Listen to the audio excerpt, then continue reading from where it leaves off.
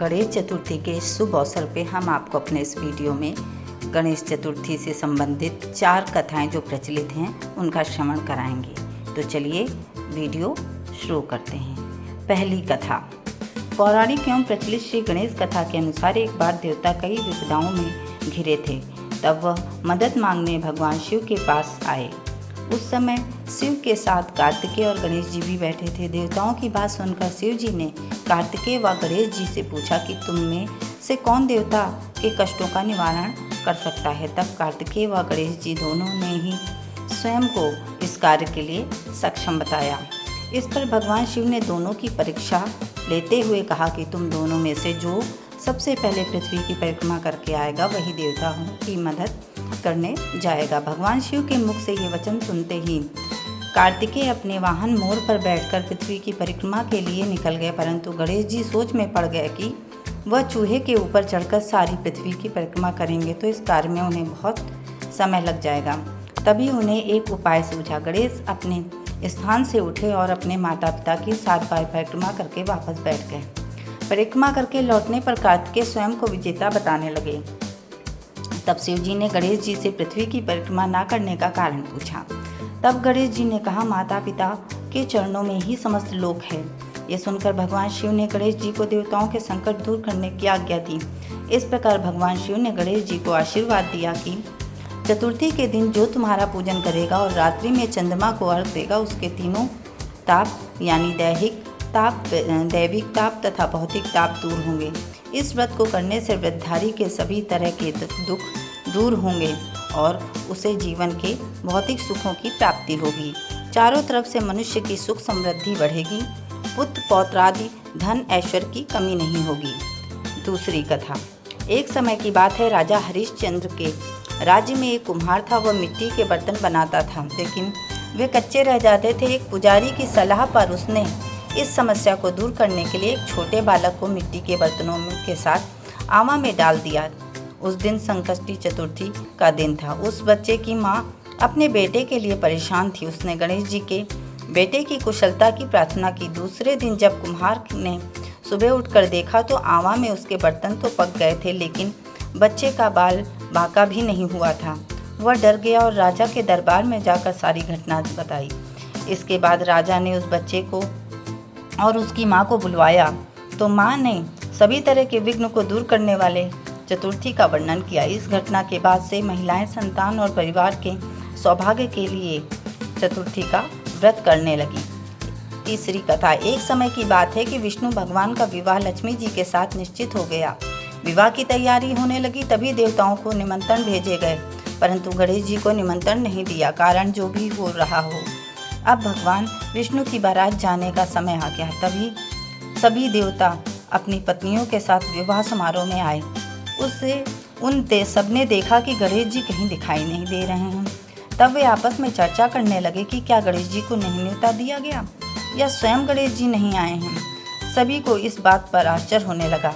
तभी सबने विचार किया कि विष्णु भगवान से ही इसका कारण पूछा जाए। विष्णु भगवान से पूछने पर उन्होंने कहा कि हमने गणेश जी के पिता भोलेनाथ महादेव को न्योता भेजा है। यदि गणेश जी अपने पिता के साथ आना चाहते हैं तो आ जाते। अलग से न्योता देने की कोई आवश्यकता भी नहीं थी। दूसरी बात यह है कि उनको 1.25 मन मूंग, 1.25 मन चावल, 1.25 मन घी और 1.25 मन लड्डू का भोजन दिन भर में चाहिए। यदि गणेश जी नहीं आएंगे तो कोई बात नहीं, दूसरे के घर जाकर इतना सारा खाना पीना अच्छा भी नहीं लगता। इतनी वार्ता कर ही रहे थे कि किसी एक ने सुझाव दिया, यदि गणेश जी आ भी जाएं तो उनको द्वारपाल बनाकर बैठा देंगे कि आप घर की याद रखना। आप तो चूहे पर बैठकर धीरे धीरे चलोगे तो बारात से बहुत पीछे रह जाओगे। ये सुझाव भी सबको पसंद आ गया तो विष्णु भगवान ने भी अपनी सहमति दे दी। होना क्या था, इतने में गणेश जी वहां आ पहुंचे और उन्हें समझा बुझाकर घर की रखवाली करने बैठा दिया। बारात चल दी। तब नारद जी ने देखा कि गणेश जी तो दरवाजे पर ही बैठे हुए हैं, तो वे गणेश जी के पास गए और रुकने का कारण पूछा। गणेश जी कहने लगे कि विष्णु भगवान ने मेरा बहुत अपमान किया है। नारद जी ने कहा कि आप अपनी मूषक सेना को आगे भेज दो तो वो रास्ता खोद देगी, जिससे उनके वाहन धरती पे धस जाएंगे। तब आपको सम्मानपूर्वक बुलाना पड़ेगा। अब तो गणेश जी ने अपनी मूषक सेना जल्दी ही आगे भेज दी और सेना ने जमीन पोल कर दी। जब बारात वहां से निकली तो रथों के पहिए धरती में धंस गए। लाख कोशिश करें परंतु पहिए नहीं निकले। सभी ने अपने अपने उपाय किए परंतु पहिए तो नहीं निकले, बल्कि जगह जगह टूट गए। किसी की समझ में नहीं आ रहा था तब अब क्या करें।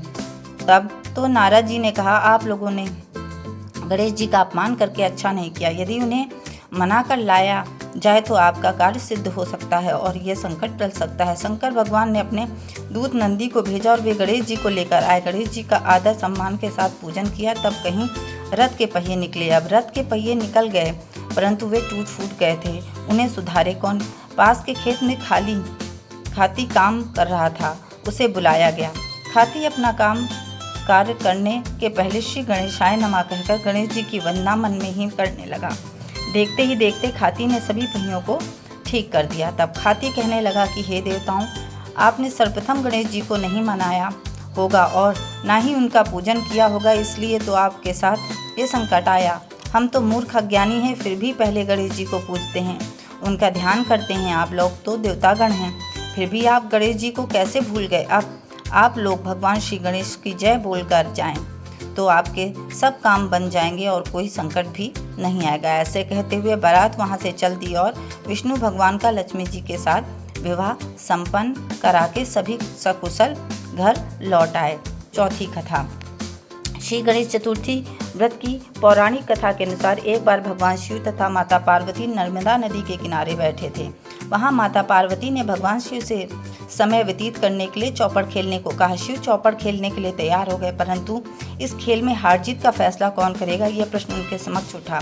भगवान शिव ने तिनके एकत्रित करके उसका एक पुतला बनाकर उसकी प्राण प्रतिष्ठा कर दी और पुतले से कहा, बेटा हम चौपड़ खेलना चाहते हैं परंतु हमारी हार जीत का फैसला करने वाला कोई नहीं है, इसलिए तुम बताना कि हम दोनों में से कौन हारा और कौन जीता। उसके बाद भगवान शिव माता पार्वती का चौपड़ खेल शुरू हो गया। ये खेल 3 बार खेला गया और संयोग से तीनों बार माता पार्वती की जीत हुई। खेल समाप्त होने के बाद बालक से हार जीत का फैसला करने के लिए कहा गया तो उस बालक ने महादेव को विजय बताया। ये सुनकर माता पार्वती क्रोधित हो गई और उन्होंने बालक को लंगड़ा होने, कीचड़ में पड़ने का श्राप दे दिया। बालक ने माता पार्वती से माफ़ी मांगी और कहा, मुझसे यह ज्ञानवश हुआ है। बालक द्वारा क्षमा मांगने पर माता ने कहा, ये गणेश पूजन के लिए नाग कन्याएं आएंगी, उनके कहे अनुसार तुम गणेश व्रत करो, ऐसा करने से तुम मुझे प्राप्त करोगे। ये कहकर माता पार्वती शिव के साथ कैलाश पर्वत चली गईं। 1 वर्ष बाद उस स्थान पर नाग कन्याएं आईं। तब नाग कन्याओं ने श्री गणेश के व्रत की विधि मालूम करने पर उस बालक ने 21 दिन लगातार गणेश जी का व्रत किया। उसकी श्रद्धा से गणेश जी प्रसन्न हुए। उन्होंने बालक को मनवांछित फल मांगने के लिए कहा। उस पर बालक ने कहा कि हे विनायक, मुझे इतनी शक्ति दीजिए कि मैं अपने पैरों से चलकर अपने माता पिता के साथ कैलाश पर्वत पर पहुंच सकूं और वे ये देखकर प्रसन्न हुए। तब बालक को वरदान देकर श्री गणेश अंतर्ध्यान हो गए।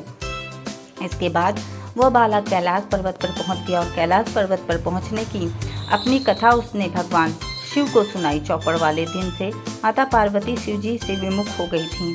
अतः देवी के रुष्ट होने पर भगवान शिव ने भी बालक के बताए हुए 21 दिनों का गणेश व्रत किया। इस व्रत के प्रभाव से माता पार्वती के मन से भगवान शिव के लिए नाराजगी थी, वो समाप्त हो गई। तब ये व्रत विधि भगवान शंकर ने माता पार्वती को बताई। ये सुनकर माता पार्वती के मन में भी अपने पुत्र कार्तिकेय से मिलने की इच्छा जागृत हुई। तब माता पार्वती ने भी 21 दिन तक गणेश जी का व्रत किया और दुर्वा फल, फूल और लड्डुओं का भोग गणेश जी को अर्पित किया। व्रत के 21वें दिन कार्तिकेय स्वयं माता पार्वती से मिलने आ गए। उस दिन से श्री गणेश चतुर्थी का ये व्रत समस्त मनोकामनाओं की पूर्ति करने वाला व्रत माना जाता है। इस व्रत को करने से मनुष्य के सारे कष्ट दूर होंगे, मनुष्य को समस्त सुख सुविधाएं प्राप्त होंगी। इस प्रकार से कथा पूर्ण हुई। वीडियो में दी गई जानकारी अच्छी लगी हो, वीडियो पसंद आया हो तो प्लीज़ वीडियो को लाइक करें, शेयर करें व सब्सक्राइब करें। राधे राधे।